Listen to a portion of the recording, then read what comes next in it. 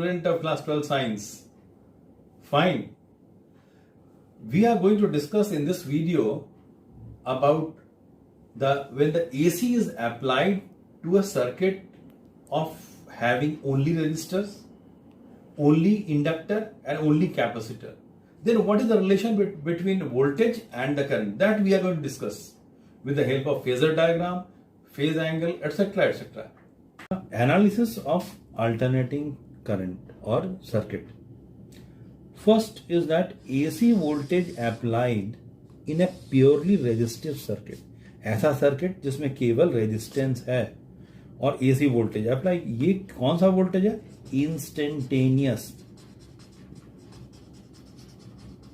Instantaneous voltage ये apply हुआ. ठीक है. तो हम लोग करना क्या है? V तो हम अप्लाई किए हैं. तो इंस्टेंटेनियस वोल्टेज कितना है? That is the representation of the instantaneous voltage. V is to V naught sine omega t. जहाँ V नॉट क्या? Peak value. तो मालूम ही है एंगुलर ओमेगा का 2π/t. Small t is the instantaneous time. ना ये हम अप्लाई कर रहे हैं. तो हम क्या जानने के लिए? हम मैथमेटिकली एनालिसिस करके ये जानना चाह रहे हैं कि कि पोटेंशियल इतना हम अप्लाई किया, अल्टरनेटिंग पोटेंशियल, तो करंट का क्या पोजीशन है, क्या स्टेटस है, वो जानने के लिए हम ये मैथमेटिकल एनालिसिस कर रहे हैं. तो V मेरा इतना है, हम लोग को I मालूम करना है. तो I is equal to Ohm's law से V/R लिख सकते हैं. तो V का वैल्यू हो गया V naught sine omega t by R कर दिए, is equal to I is equal to V not by R sine omega t. ये V नॉट पीक वैल्यू था. Peak value by resistance is your peak value of current I naught sine omega t. तो देखिए current potential से चले थे और हमको current मिल गया. तो यहां पर हम क्या देख रहे हैं? V is to V naught sine omega t था, यहां आया I is to I naught sine omega t. And omega t phase है, तो नो फेज डिफरेंस. दोनों सेम है, नो फेज डिफरेंस. कोई फेज डिफरेंस नहीं होता है V एंड I के बीच अगर सर्किट में रेजिस्टेंस है, रेजिस्टर है, ओनली रेजिस्टिव सर्किट. और यहां पर ये जो I नॉट आया था, that is the peak value of current,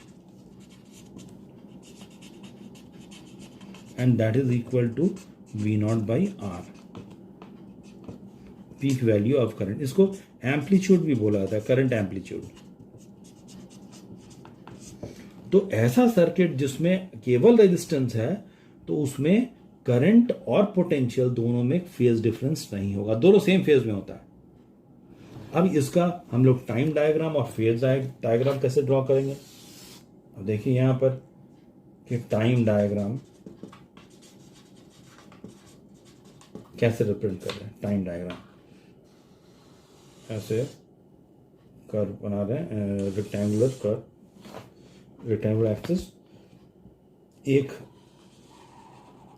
phasor बनाए, दैट इज ये रिप्रेजेंट कर रहा है peak value of V not potential. ये X है, ये Y है. Y में हम लोग क्या लिए हैं? V एंड I दोनों लिए हैं. ये ओरिजिन है. X एक्सिस में क्या लेते हैं? टाइम. तो ये इसका फेज एंगल है, फेज है ओमेगा टी. यहां से यहां पहुंचा हुआ है कौन? ये फेजर डायग्राम या फेजर जो पोटेंशियल को रिप्रेजेंट कर रहा है. अब दूसरा चीज हमको क्या रिप्रेजेंट करना है? V तो हम रिप्रेजेंट किए, ये हो गया V या ये हो गया पोटेंशियल.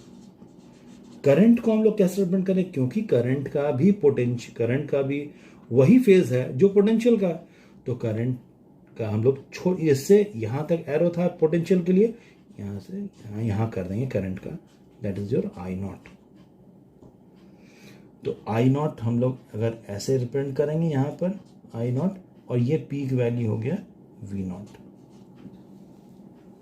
तो दोनों का देखिए एक ही फेज पर दोनों का एरो मार्क है, दोनों ओवरलैप कर रहा है, means phase difference is zero but the phase is, और both are in same phase. कौन कौन सा? पोटेंशियल एंड करंट दोनों सेम फेज। ये हो गया phase diagram, not time diagram, इसको बोलेंगे फेज डायग्राम। Phase diagram. अब टाइम डायग्राम कैसे बनाएंगे? टाइम डायग्राम बनाएंगे कि वही ऐसे किया, ये हो गया, मान लेते हैं ये कर्व हो गया पोटेंशियल का, V नॉट रिप्रेजेंट कर रहा है V को, और करंट का कर्व, करंट का पीक वैल्यू कम होगा तो उसके लिए हम लोग अगर दूसरा कलर का यूज़ करें तो ज़्यादा बेहतर है, ऐसे करके। लेकिन टाइम पीरियड क्योंकि दोनों सेम फेज में है, इसीलिए it peaks at the same interval of time, जैसे बोले थे, ऐसे करके ये ऐसे करके ये करंट का, और ये क्या रिप्रेजेंट करेगा? करंट का एम्पलीट्यूड। तो ये रिप्रेजेंट कर रहा है क्या? आई नॉट, और ये क्या रिप्रेजेंट करेगा? यहां से लेकर यहां तक V नॉट। इधर हम क्या लिए? V एंड I दोनों लिए। इधर टाइम, इधर भी वही होगा, इधर हो गया माइनस ऑफ आई नॉट और ये minus of V naught, minus V naught minus I naught. That is the time diagram. Time diagram इसी को बोलते हैं। और आगे वाला क्या था? Phase diagram. Now second part is the AC voltage apply to a purely inductive circuit. केवल इंडक्टर है, only inductor, and the applied instantaneous voltage is AC voltage V naught sine omega t। Same condition मान लेते हैं, current ऐसे करके ऐसे जा रहा है, और फिर होगा क्या? हमको करना क्या है? ये तो हमको मालूम है, that is the instantaneous voltage. अब इससे चलकर हमको क्या मालूम करना? I का स्टेटस मालूम करना है। करंट का क्या स्टेटस है? करंट और पोटेंशियल में कौन आगे है, कौन पीछे है, which is lagging behind, which is leading. तो वो जानने के लिए मैथमेटिकल लॉजिकल होना चाहिए। तो क्योंकि अब कैसे हम लोग आगे बढ़ेंगे? इंस्टेंटेनियस अल्टरनेटिंग पोटेंशियल अप्लाई किए, और यहाँ पर इंडक्टर है तो करंट जाएगा, तो क्या होगा? There will be a change in the magnetic flux, so EMF और induced EMF will be there.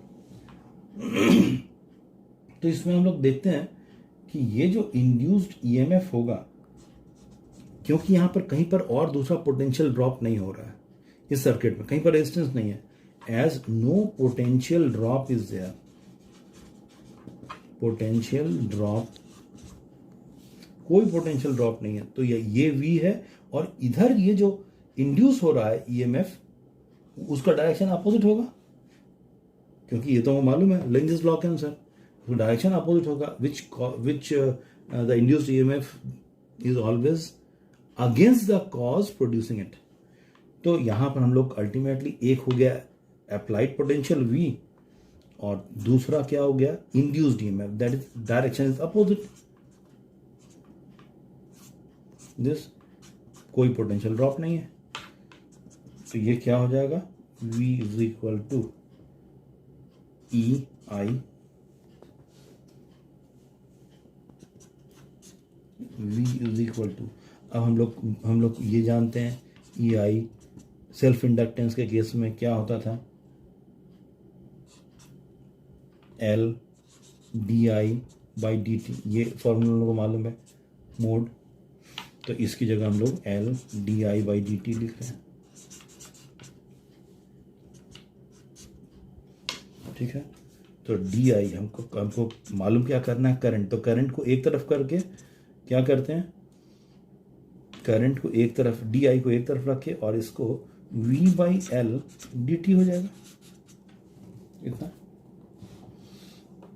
Is equal to, अब हम इसको क्या करते हैं? di लिखे, V का जो वैल्यू है that is V naught sine omega t by L into D T. अब इस इक्वेशन को हम लोग क्या करेंगे, इसको इंटीग्रेट करेंगे। इसी इक्वेशन को इंटीग्रेट कर दिया, क्योंकि मेरा तो अल्टीमेट एम है आई निकालने का। तो इंटीग्रेट किया तो इधर हो गया क्या, I is equal to V not by L. V not by L constant था, बाहर निकाल लिए, integration of sine omega t d t is equal to I is equal to V not by L, integration of sine omega t d t का minus cos omega t, और omega t का coefficient जो है omega नीचे आ गया इतना, that is equal to I is equal to V not by omega L minus cos omega t. अब हम लोग क्या यहाँ पर देख रहे हैं, I is equal to V not, ये ओमेगा एल जो है, that omega L is having the dimension of just like a resistance, so इसका नाम हम लोग देते हैं एक्स एल, और ये X L is equal to omega L, इसको बोलते हैं इंडक्टिव रिएक्टेंस। इंडक्टिव रिएक्टेंस, इसके बारे में हम लोग पढ़ेंगे थोड़ा आगे। इसका नाम हम लोग दिए एक्स एल को, ओमेगा जो कि ओमेगा एल की जगह लिखे x L, that is the inductive reactance. The resistance offered by the inductance is the inductive reactance. और बचा यहाँ क्या, माइनस कॉस ओमेगा टी। लेकिन हमको तो साइन यहाँ पर वी में क्या था, साइन यहाँ पर कॉस है, तो इसको हमको चेंज करना होगा साइन के टर्म में। तो sign omega t minus pi by to, अगर हम ऐसा लिख दे रहे हैं तो मेरा काम हो जाएगा। Minus cos omega t is equal to sine omega t minus pi by two लिख सकते हैं, या सुनो। तो हम लोग ऐसा लिख दिए, तो अल्टीमेटली क्या हुआ, I is equal to V not by X L, ये पोटेंशियल, ये रेजिस्टेंस, तो ये भी यहाँ पर एक पीक वैल्यू ऑफ करंट आ गया, और sine omega t minus pi by two, ये करंट का स्टेटस मालूम पड़ गया। ये करंट का स्टेटस मालूम पड़ा, इसको दे दिए नंबर 2, और इधर था नंबर, ये वाला नंबर 1 पोटेंशियल। अब यहां पर देखिए v is equal to V naught sine omega t था, यहाँ i is equal to I naught sine omega t minus pi by two. तो बड़ा कौन छोटा कौन, i v से छोटा होगा, फेज एंगल छोटा हो कितना, क्योंकि minus pi by two means 90 degree कम होगा। अब इसका हम लोग phase diagram and time diagram दिखाएंगे। Now that as I told you, time diagram and the phase diagram. Time diagram वही मान लेते हैं, पोटेंशियल का के लिए एक साइकिल बनाए, ये पोटेंशियल को रिप्रेजेंट कर रहा है, दैट इज वी, और इसका पीक वैल्यू हो गया वी नॉट। वी नॉट हम लोग हमेशा पीक वैल्यू को रिप्रेजेंट कर रहा है, और द एम्पलीट्यूड ऑफ दिस, इसका जो एम्पलीट्यूड है उसको रिप्रेजेंट कर रहा है, एंड ये तो वी को रिप्रेजेंट कर रहा है। और दूसरा इस केस में क्या था, हम देखे करंट वी से लैग कर रहा, कितना पाई बाई टू। तो लैग करने में हम क्या बोले थे, निगेटिव वाई में आना होगा, निगेटिव वाई में आए, और यहाँ पर हम लोग ऐसे करके इसको ड्रॉ कर दिए, ऐसे करके ड्रॉ कर दिया, साइकिल बना दिया। ख्याल सिर्फ यही रखना है कि एम्पलीट्यूड जो है करंट का वो वी से कम होना चाहिए। ये माइनस आई नॉट हो जाएगा, और ये वाला क्या था, माइनस वी नॉट। तो ये क्या रिप्रेजेंट कर रहा है, दैट इज अ लेस और lagging, current is lagging, means current is lagging with voltage, ठीक है। और इसी चीज को अगर फेजर डायग्राम में ड्रॉ करेंगे तो ऐसे फेज कर दिया, ये V को रिप्रेजेंट कर रहा है, इसका ये पोटेंशियल मैक्सिमम वैल्यू है वी नॉट, और हम अभी बोले थे फेजर डायग्राम में ये होता है एंटी क्लॉकवाइज डायरेक्शन होता है पॉजिटिव के लिए। कम करना है, करंट इज लैगिंग, कम है तो कितना कम है π/2, इससे π/2 नीचे आ गए 90 डिग्री ऐसे करके बना दिए, और ये हो गया आई को रिप्रेजेंट करेगा, that is I and this is your I not. ये π/2 कम हो गया और ये तो उसका फेज था omega t, that is the phase diagram. Now third one, alternating voltage applied to a capacitive circuit. ऐसा सर्किट जिसमें कैपेसिटेंस है केवल, instantaneous voltage, alternating voltage applied, V is equal to V naught sin omega t. Again, we have to see mathematically to find the status of the current. current का क्या status है? अब यहाँ पर V है, logically इनको I को लेके आना है, और कैपेसिटर है, तो कैपेसिटर के लॉजिक से हम लोग लेके चलना होगा कि V इज इक्वल टू, हम लोग को मालूम है एक formula, Q is equal to C into V. Electrostatic में हम लोग पढ़े charge is equal to capacity into potential. तो चार्ज इज इक्वल टू, अगर हमको ये फॉर्मूला मालूम है, कहाँ पढ़ेंगे? इलेक्ट्रोस्टैटिक में। इलेक्ट्रोस्टैटिक में पढ़े थे Q is equal to C into V. Charge मालूम तो करंट हम निकाल सकते हैं, अगर इसको टाइम के रेस्पेक्ट में डिफ्रेंशिएट कर दिया तो कर दीजिए। तो d/dt of Q is equal to क्या हो जाएगा? C is equal to, and that is your d/dt of C into V, ठीक है? that is equal to, ये क्या dq/dt, ये हो जाएगा I, that is equal to C बाहर निकल गया, d/dt of V का वैल्यू कितना होता है? V naught sine omega T, इतना को मालूम है। तो फिर यहाँ पर V नॉट जो है वो क्या है? V not is also constant, तो हम कॉन्स्टेंट को बाहर निकाल लेंगे। तो सी V कॉन्स्टेंट है, V को बाहर निकाल दिया, C इंटू वी नॉट हो गया। d/dt of sine omega T कितना होगा? साइन ओमेगा टी का होता है cos omega T into omega, ये ओमेगा यहाँ पर आ गया, तो I इज इक्वल टू क्या हो जाएगा? Omega C V not cos omega T, इतना आया, ठीक है। अब यहाँ पर I इज इक्वल टू, इसको हम लोग ऐसा लिखते हैं V not by one by omega C cos omega t, ऐसा लिख सकते हैं। अल्टीमेटली ये ऊपर चला जाएगा, ओमेगा C हो जाएगा। तो 1/ओमेगा C को देखा गया है, one by omega C is having the same dimension as the resistance, तो इसका नाम देते हैं XC। इसका नाम क्या बोलते हैं? Capacitive reactance. Capacitive reactance, resistance offered by the capacitance is known as the capacitive reactance. इसके बारे में हम लोग थोड़ा बाद में पढ़ेंगे। तो इसको हम लोग ऐसा लिख सकते हैं, 1 I is equal to V not by, इस यहाँ हो गया XC, यहाँ ये हो गया कॉस ओमेगा टी। लेकिन फिर यहाँ पर कॉस आ गया, तो कॉस को फिर हमको साइन में कन्वर्ट करना होगा, तब हम जाके कंपेयर करेंगे इक्वेशन 1 से। तो I is equal to V not by XC को हम लोग अगर इसका नाम दे दिए I not, the maximum value I not, यहाँ पर potential by resistance is your current, तो मैक्सिमम और the peak value of current, तो इसको हम लोग चेंज करेंगे। तो यहाँ पर sine omega t plus π/2 is equal to क्या होता है? Cos omega t. हम लोग साइन के टर्म में चेंज कर दिए, I इज इक्वल टू इतना आया, तो ये I आया, ये V था। तो हम क्या देख रहे हैं? Status of I, the phase angle V में ओमेगा टी था, यहाँ पर I में omega t plus π/2 means current is ahead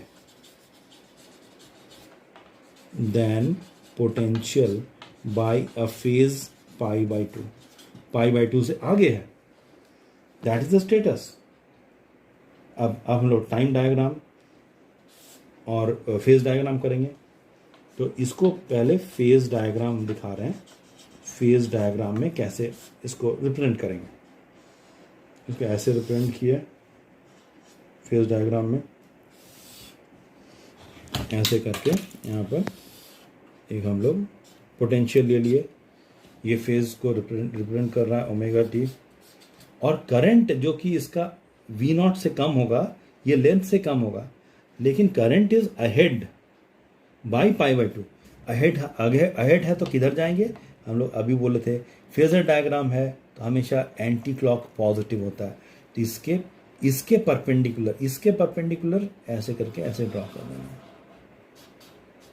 that is your I, and इसका पीक वैल्यू हो गया आई नॉट और इसका पीक वैल्यू हो गया वी नॉट, इधर टाइम था।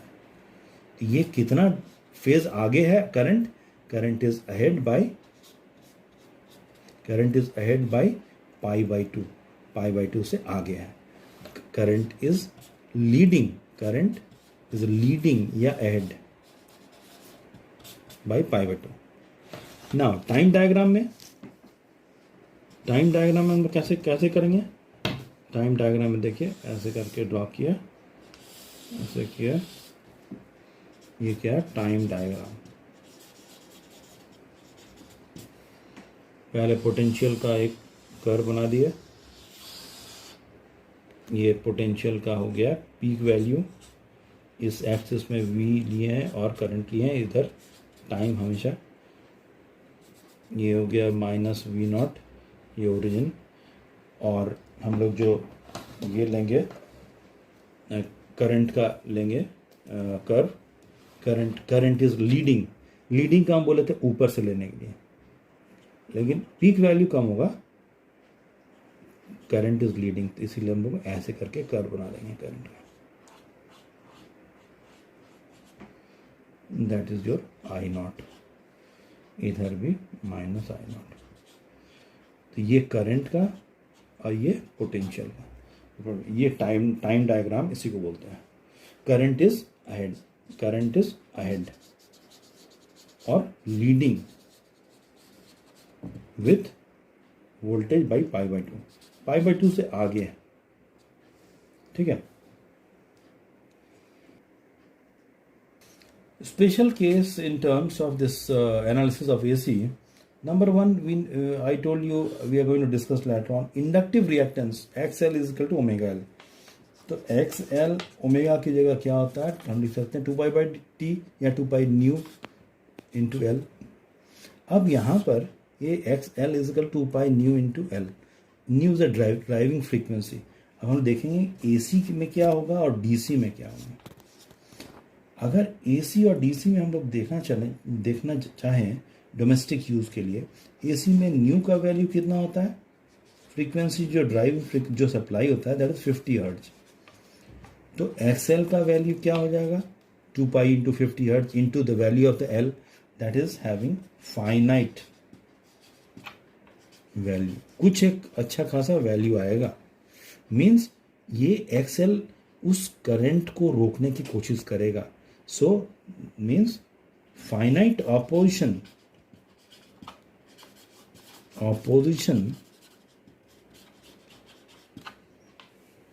to AC। माने अगर इंडक्टर है तो उससे AC पास नहीं करेगा, AC ब्लॉक हो जाएगा, AC क्या हो जाएगा, ब्लॉक हो जाएगा, AC रुक जाएगा। अब DC के बारे में बात करेंगे, DC का फ्रीक्वेंसी क्या होता है 0, तो XL कितना हो जाएगा, that is equal to omega L is equal to 0, ये भी 0 हो जाएगा। तो इसका मतलब no opposition to AC to DC, DC को कोई रोकने वाला नहीं है, so easy pass just like a gate, ये इजी पास, DC अगर इंडक्टर के थ्रू पास कर रहा है इजीली पास हो जाएगा, लेकिन AC अगर पास करने जाएगा तो ब्लॉक हो जाएगा, रुक जाएगा।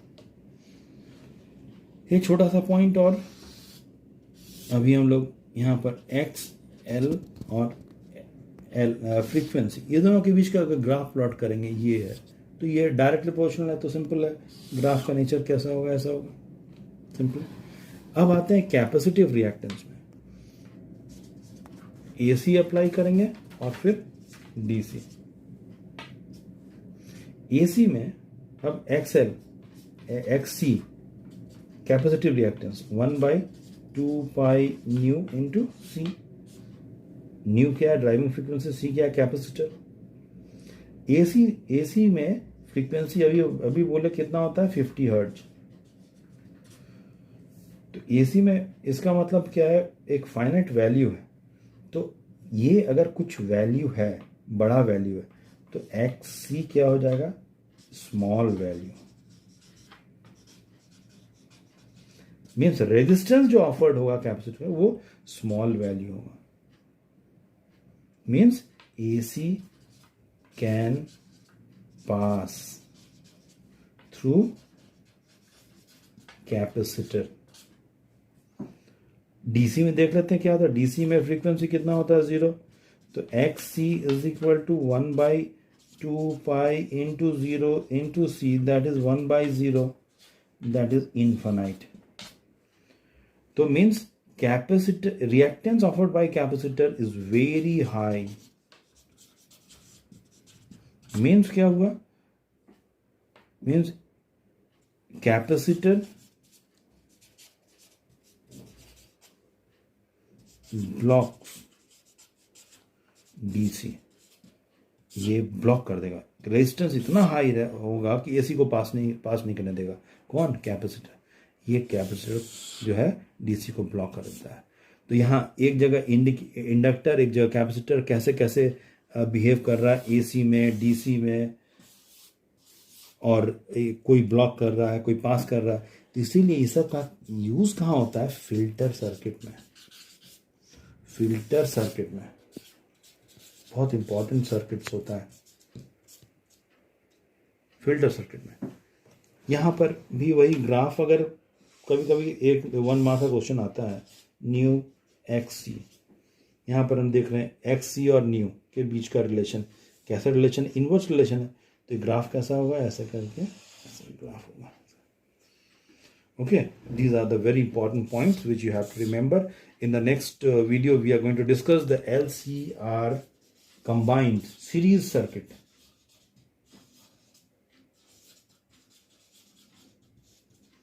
With the help of phasor diagram, we are going to discuss and find the impedance, etc. Okay.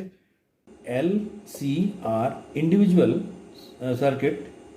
How to remember lagging or leading of the potential with current in resistive, inductive and capacitive circuit. मान लेते हैं potential को हम लोग कैसे लिखते हैं? V से लिखते हैं। मान लेते हैं E से हम लिख रहे हैं पोटेंशियल को, वोल्टेज को। I current, L inductor, C क्या है? कैपेसिटर। नाउ अगर आपको ये याद है, ELI is Iceman, ICE, LE is Iceman, LE is Iceman means what? ये डिसेंडिंग ऑर्डर में रहेगा हमेशा, ज़्यादा से कम, मोर टू लेस। तो E क्या है? पोटेंशियल। अगर L मीन्स इंडक्टर वाला सर्किट में क्या चीज़ ज़्यादा रहेगा? लेफ्ट वाला जो है वो ज़्यादा है, डिसेंडिंग है। तो potential is greater, potential is having more और leading than the current. Potential is leading, potential ज़्यादा है किससे? करंट से। कितना ज़्यादा है? वो तो मालूम है, π/2। सिमिलरली अगर कैपेसिटर है उस AC सर्किट में, तो इसमें करंट ज़्यादा है किससे? पोटेंशियल से। कितना? वही π/2, फेज से ज़्यादा। तो ये याद रखना होगा, LE is Iceman, descending order. अगर ये याद है तो कभी मिस्टेक नहीं होगा। ऑब्जेक्टिव क्वेश्चन या न्यूमेरिकल है, कंसेप्चुअल है, उसमें हम लोग याद रख सकते हैं। कोई पूछेगा कि ऐसा AC सर्किट है जिसमें इंडक्टर है, आप बताइए कि उसमें पोटेंशियल ज़्यादा है या करंट ज़्यादा है? पोटेंशियल और करंट का मतलब कौन सा आगे है? लीड कौन सा कर रहा है? तो पोटेंशियल। लैगिंग कौन है? करंट। अगर कैपेसिटिव सर्किट है उसमें लीड कौन कर रहा है? करंट। और लैग कौन कर रहा है? वोल्टेज या पोटेंशियल। सिमिलरली रेजिस्टेंस में, अगर वो सर्किट में केवल रेजिस्टेंस है तो E और I दोनों इक्वल, सेम फेज होता है, सेम फेज। इसीलिए ये डायग्राम याद रखते हैं। ये तो सिंपल है, रेजिस्टेंस है उस एसी सर्किट में, तो ई और आई दोनों सेम फेज में रहता है, सेम फेज, ओके, इक्वल, इसलिए ऐसा रखें। ये ज़्यादा इंपॉर्टेंट है। ELI is ICE man, ELI is ICE man, okay, descending order. Thank you.